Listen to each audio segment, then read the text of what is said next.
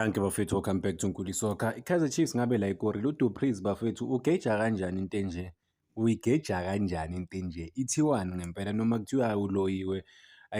ODu Plessis mase sebahlala ebhentshini la bazocomplain but Mr. into enje bheka.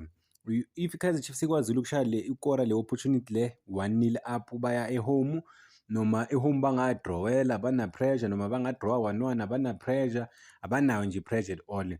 But Du Plessis uthe hayi namhlanje. I remember this attack. So lo muntu obesibukele kuye ngoba beshaya i-stream istopile i-Kaizer Chiefs mayiya laphana uku-attack just before idisturbekile ngoba abantu bamile. I didn't see what really happened kanti hayi bo Du Plessis madoda uthola opportunity, golden opportunity. Hayi noma kuthiwa ziyenzeka izinto bafethu. And besakhuluma yena uDu Plessis kwi-interview athi kumele alungise ukuthatha ama-opportunities lawa awatholayo.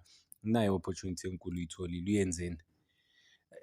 Bese kuthiwa-ke ama-players singawa-attack siwakhulume kahle kodwa bafethu ezinye izinto hhayi zi-unacceptable ngempela.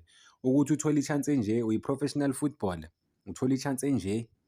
Phela noma ngabe ubani nomuntu ongalidlali nokulidlala ibhola but this opportunity, this moment hhayi bafethu akungadlalwa ngathi. So angazi ama-opportunity anje umuntu oyi-professional footballer akumelanga ageje into enje. Yabona kuthiwa i-Kaizer Chiefs the way igeja ngakhona ama-opportunities kuthiwa idlala kula ma-country amanye wase-Afrika bekuzothi iyathengwa. Because thina siyazi ukuthi akekho umuntu othenga i-Kaizer Chiefs ukuthi igeje, yiyo egeje, yibo abagejayo.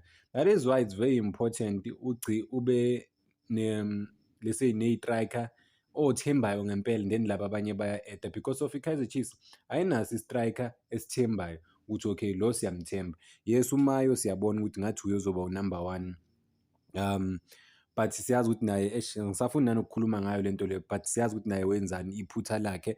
But-ke uye umuntu osolid uma umbheka kubo bonke labantu laba baku-Kaizer Chiefs, uMayo usolid ngempela. Uye umuntu ongabheja ngaye kwesinye isikhathi because of u-add-a into ey'ningi laphana ethimini even though i-team ileka i-fluidity but you could see uma ubukela ibhola you could see ukuthi there's something about this one.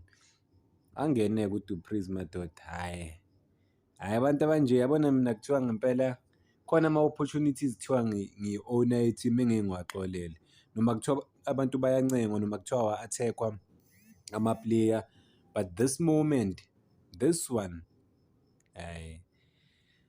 And then abanye abantu bazothi lezi zinto lezi ziyenzeka ebholeni ukuthi umuntu ageje kanje. Mfethu ukhiphe uphansi ukhipha like akekho umuntu ozokuphazamisa ukhiphe uphansi ayeze ama-defender but nawo sewa-give up-ile nawe uyabona ukuthi a-give up-ile ayikho ngempela but you fail to convert this thing. Awuholi for 3 months futhi uya-release-wa next transfer market bakulona to iMagesi FC or kuSwelela uhambe ngebhasi 4 hours. But-ke asinga-attack ama-player kakhulu bafethu but I think but ama-players much as kuthiwa kunga-attack but you really have to hold ama-player accountable. I-player if lizogeja into enjeni.